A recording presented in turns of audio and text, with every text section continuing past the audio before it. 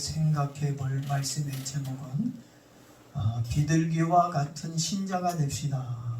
이런 제목으로 여러분들에게 말씀을 드리려고 합니다. 올해 우리나라에 지긋지긋하게 비가 많이 내렸습니다. 아마 지금까지 제가 살면서 이렇게 쉬지 않고 비가 내리는 건 처음이었던 것 같아요. 아마 연세가 오래되신 우리 권사님들은 아마 내가 살이는 동안 이런 비가 내린 적이 있을까? 정말 40일 이상 정말 매일같이 비가 내렸습니다. 우리나라뿐만 아니라 중국도 아주 40일 이상 엄청난 비가 내려서 그 홍수로 인해 많은 수질밀이 생기고 지금도 고통을 호소하는 사람들이 있습니다. 우리 교회도 이번 비로 인해 가지고 너무 많은 비가 내려서 창문 틈에 비들이 들어와 가지고 건물 안에 비가 새 가지고 건물 전체, 교회 건물 전체를 방수 공사를 했습니다. 그래서 저는요 지금도 비만 좀 내리면 마음이 불편해요. 안 좋습니다. 이것도 혹시 또 새는 거 아닌가 이런 생각이 들어서. 근데 비가 새지 않도록 방수를 잘 해놓았습니다.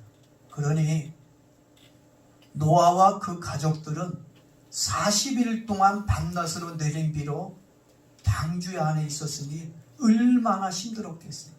갑갑했겠지요. 물론 그 방주에 하나님이 함께 하시고 하나님이 지켜주시고 보호하시지만 그래도 그들은 굉장히 육체적으로 좀 힘든 부분이 있었을 겁니다. 그래서 방주는 하나님의 구원을 의미하고 있습니다. 홍수는 뭘 의미할까요? 홍수는 하나님의 심판을 의미하고 있습니다. 방주는 어떤 분은 예수님이라고도 얘기해요. 예수님을 의미할 수도 있고, 또 방주는 지금의 뭘로 비유할 수 있을까요?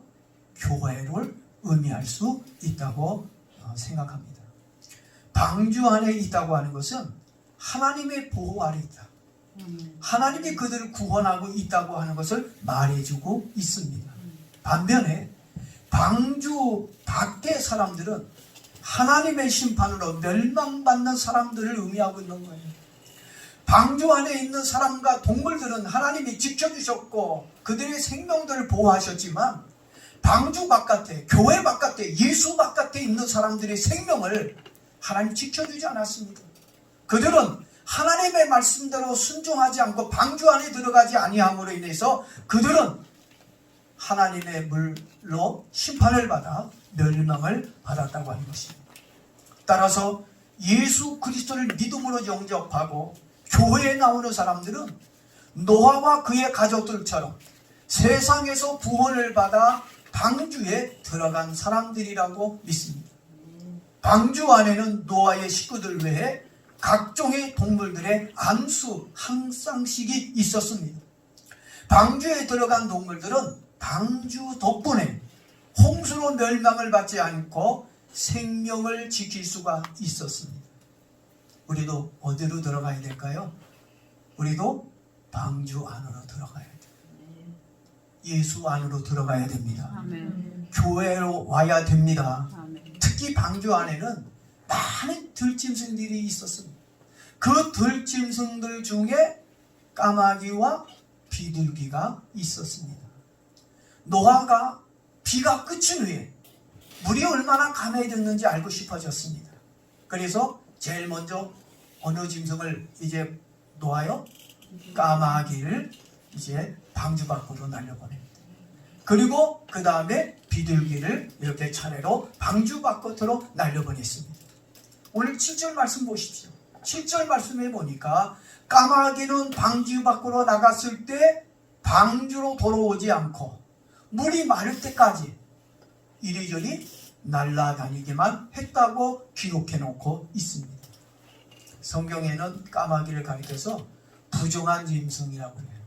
왜냐하면 썩은 시체들, 죽은 시체들을 먹는 아주 짐승이기 때문에 그래서 방주 바깥에 이제 죽은 사람들과 동물들의 시체를 먹기 위해서 그가 돌아올 줄을 몰랐다고 하는 것입니다. 그냥 먹을 것이 널렸죠. 까마귀의 편에서 봤을 때는 많은 죽은 시체들이 널려 있었으니까 굳이 방주 안에 들어가야 할 이유가 없었다고 하는 것입니다. 이 세상에 먹을 것이 많고 재미나게 돌아다니는 곳이 많이 있는데 이 땅에 재밌는 곳이 너무 많아요. 그리고 먹을 것도 너무 많고, 근데 무엇이 아쉽고 답답하다고 재미없는 방주로, 교회로 돌아와야 할 이유가 어디에 있겠습니까? 까마귀와 같은 신자는요, 돈이 생기면요 교회 안 나와요. 재미있고 놀만한 곳이 생기면 교회를 떠납니다. 그다음에 옆에 있는 분을 보세요. 까마귀인가? 오늘 교회에 와서 예배드린 여러분은 까마귀가 아니고 뭐예요? 비둘기 신자인 줄로 믿습니다. 아멘. 교회를 다닐 필요를 느끼지 못하는 거예요. 먹을 것이 많고 놀 것이 많은데 아쉬운 것이 없으니까 교회 와야 할 이유를 못 느끼는 겁니다. 그러니까 교회를 떠나 이 세상에서 이리저리 방황하고 돌아다니는 것이.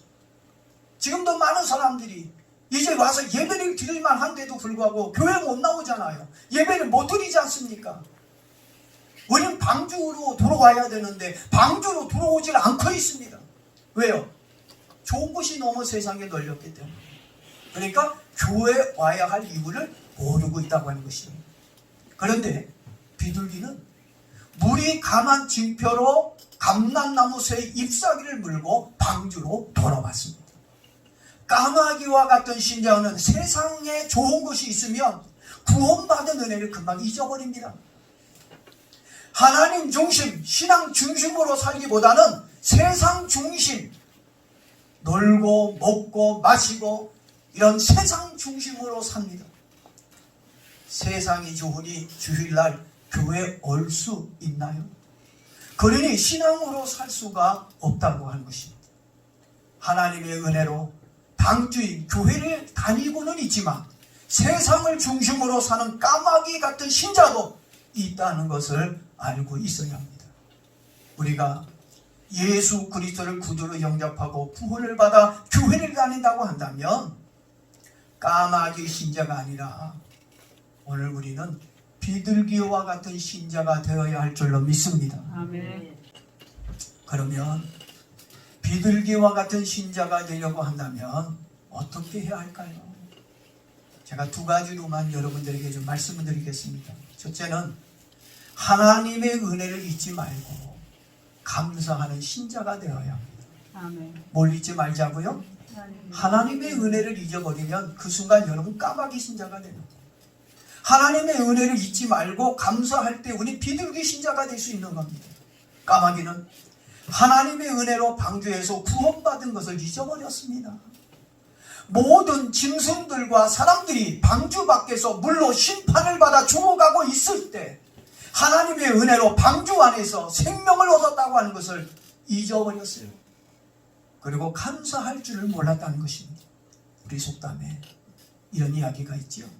잘 잊어버리는 사람들이 가리켜서 뭐라고 얘기해요? 까마귀 고기 먹었냐? 오늘 여러분 까마귀 고기 먹지 않기를 바랍니다. 하나님의 은혜를 잊어버리지 않기를 바랍니다. 아멘. 우리 하나님의 은혜에 감사하는 마음으로 주일날 주께 나와서 예배를 드리고 하나님을 찬송해야 됩니다. 그런데 비둘기는 까마귀와는 달리 방주로 돌아왔습니다.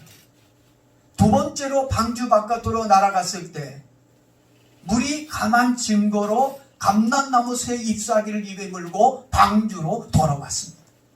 비둘기가 방주로 돌아온 것은 자신이 하나님의 은혜로 방주 덕분에 살았다는 것을 잊지 않고 있었음을 보여주고 있는 것입니다. 그리고 감람나무 새 잎사귀를 입에 물고 온 것은 받은 은혜에 감사하는 행동이라고 봅니다. 이와 같이 비둘기 같은 신자는 하나님의 은혜를 잊지 않고 그 은혜를 감사하며 사는 사람입니다. 자신의 죄인을 멸망을 받아 죽을 수밖에 없는 죄인임을 알고 죄와 죽음에서 구원해 주신 하나님께 감사하고 그 은혜에 보답하려는 믿음을 가진 사람들이 되기를 주 이름으로 축복합니다. 아멘. 그래야 예수님을 진짜로 믿는 참 신자가 되는 것입니다. 두 번째는요, 우리가 비둘기 같은 신자가 되려고 한다면 새 희망의 기쁜 소식을 전달하는 신자가 되어야 됩니다. 뭘 전달하자고요? 네. 기쁜 소식을 전달할 수 있는 신자가 되죠. 비둘기가 두 번째로 방주 밖으로 나갔을 때 입에 뭐가 있었다 그랬어요? 감람새 잎사귀가 있었습니다. 물고 방주로 돌아왔습니다. 비둘기가 감람나무 새 잎사귀를 물고 온 것은 방주 안에 있는 노아와 그 가족들에게는 엄청난 기쁨과 희망이 되었습니다. 비가 그친 후 방주 안에 있던 노아 가족들과 동물들이 가장 원했던 것이 있다면 그것이 무엇일까요? 그건 물어보나 마나 뻔한 거지요. 무사히 육지에 도착하는 것입니다. 구약 신학자 존 위트컴과 토목공학자인 헨리 모리스가 이렇게 얘기했습니다. 노아의 가족들과 짐승들이 방주 안에서 무려 며칠간 생활했느냐? 378일. 1년 넘는 시간을 어디서 보냈어요? 방주 안에서 보냈다는 것입니다. 그들의 마음에는 방주에서 내려서 육지에서 하고 싶은 마음이 가득했을 거라는 것입니다.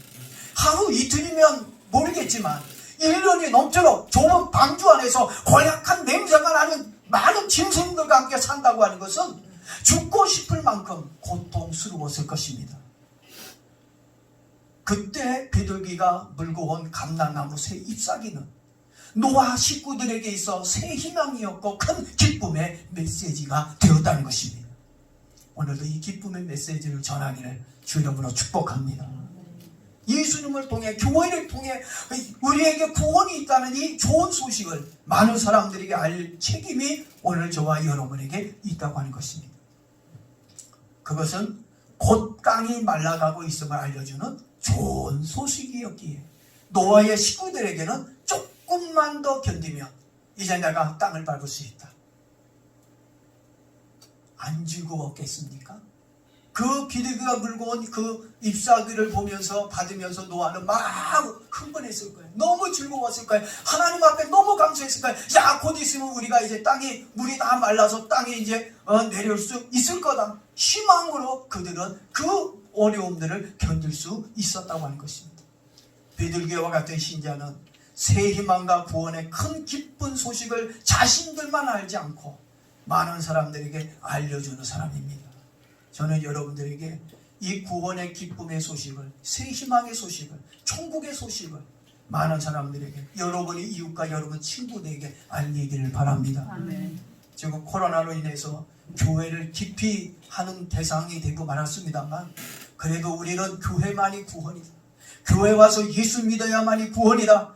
교회만이 희망이다. 아멘. 예수만이 희망이다. 아멘. 우리의 구원은 오직 예수를 통해서 얻을 수 있다는 이 기쁨의 큰 소식을 알리는 저와 여러분 되어지기를 바랍니다. 아멘. 죽을 사람도 새 희망이 보이면 어떤 고난 앞에서도 견딜 수 있게 됩니다. 새 희망이 새 생명입니다. 아멘. 사람들에게 새 희망과 기쁨을 주는 좋은 신자가 되길 축복합니다. 아멘. 따라서 비둘기 같은 신자는 사람들에게 기쁜 소식을 전하는 메신저가 되어야 합니다. 하나님의 특별한 은혜와 사랑으로 멸망의 자리에서 구원받은 우리 그리스도인은 나만 살려고 해서는 안 됩니다. 나만 사는 것이 아니라 이제는 다른 사람들에게도 구원을 주기를 바랍니다. 아멘. 저들이 구원받든 말든 나만 잘 되면 되지, 나만 구원받으면 되지, 이런 까마귀와 같은 이런 마음을 버리고 비둘기처럼 이젠 많은 사람들에게 희망을 주고 구원의 큰 기쁨을 줄 수 있는 우리가 되어야 한다고 하는 것입니다. 특히 죄악의 자리에 있는 자들에게 구원의 기쁜 소식을, 절망의 자리에 앉아있는 자들에게 희망의 기쁜 소식을 전하는 것이 바로 우리 그리스도의 사명입니다. 구원받은 자의 사명인 줄로 믿습니다. 저와 여러분들이 진짜 그리스도인으로 인정받기를 원한다면 무슨 신자가 되어야 된다고요? 비둘기 같은 신자가 되어야 된다는 거예요.